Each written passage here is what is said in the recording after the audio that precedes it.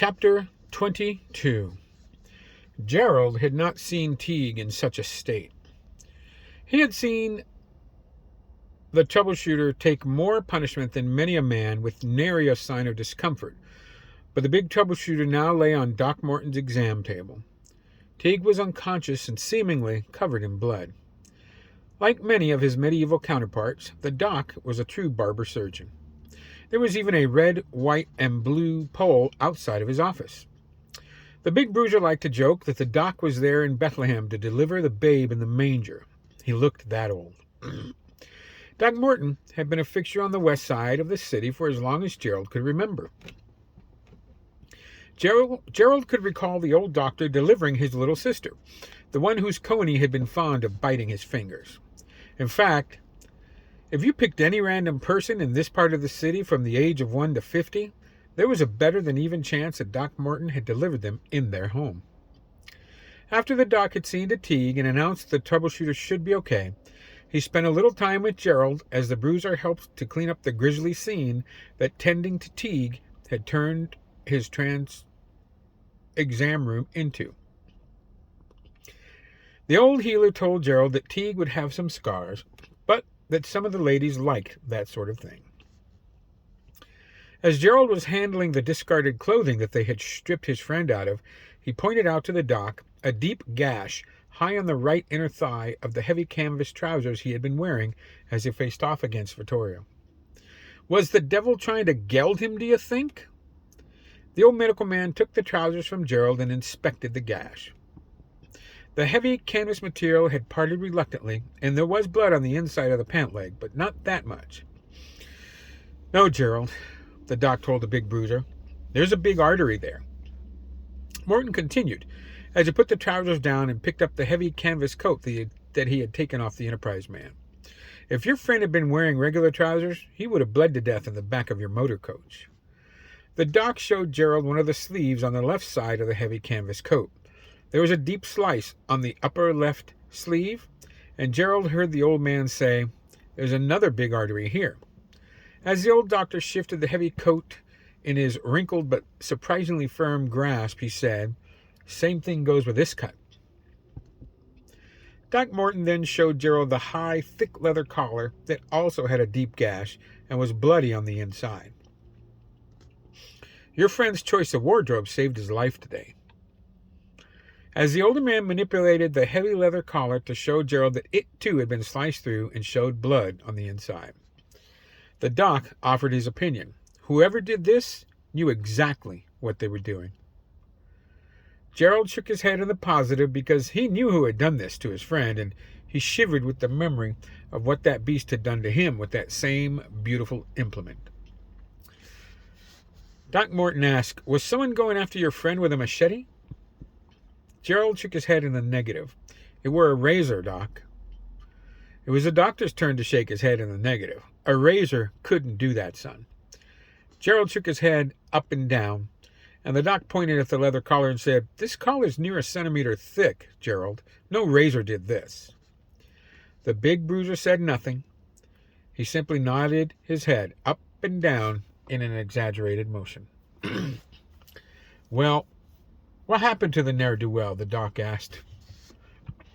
Gerald told him, "My friend there beat him to death."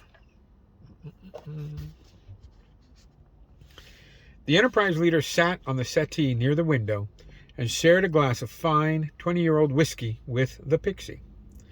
In a small, high voice, Peck told him, "The other whiskey was better, old boy." Penrose sniffed the spirit in its crystal glass and said, "You finished my 30-year-old single malt last night, Peck." The Pixie grinned and lifted his glass to Penrose. "Quite right," he said in his near piping tones.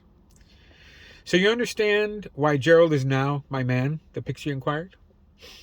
Penrose nodded and said, "Gerald was a steady part of my enterprise for several years, and I'm loath to see him go."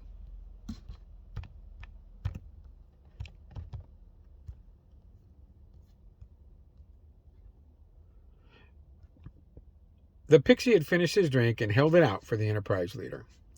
Penrose left the settee to fill the crystal glass with yet another drink of whiskey. As a return to the settee, he told Peck, "But I understand that he wouldn't be with us at all, if not for you." The pixie nodded and said simply, "Just so." The Enterprise leader asked, "How did you do that, by the way?" Peck sipped his whiskey quickly and asked, "Do you really want to know?" The response he received was, "Yes." "Well, get me another, and I'll tell you."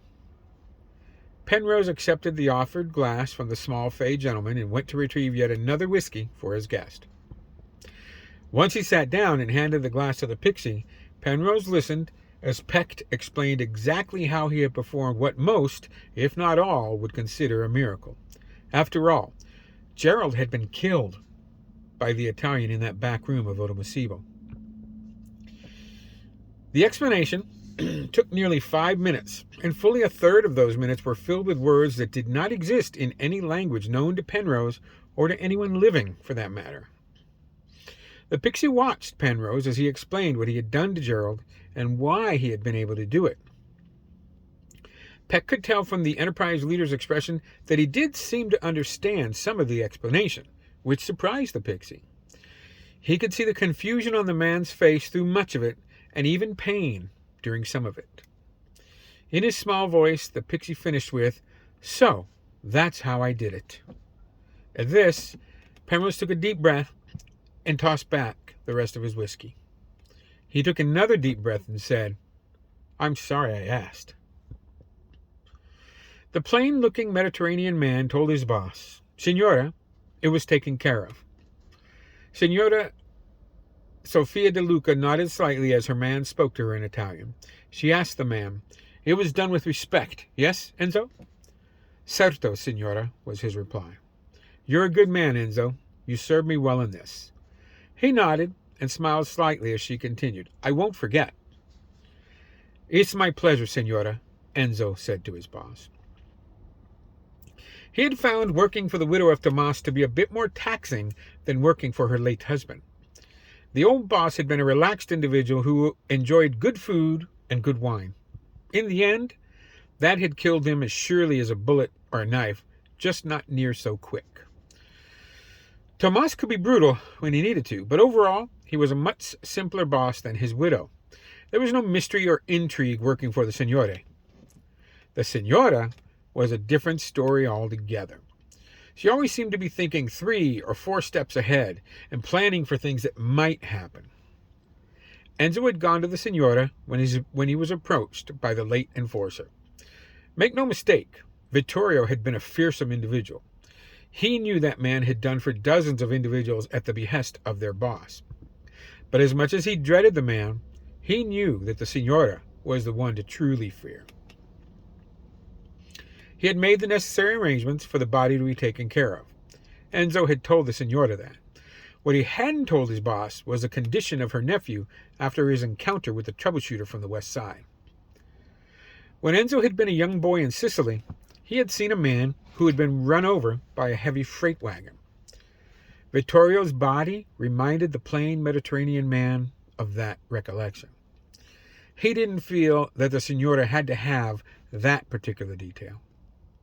"That will be all, Signora."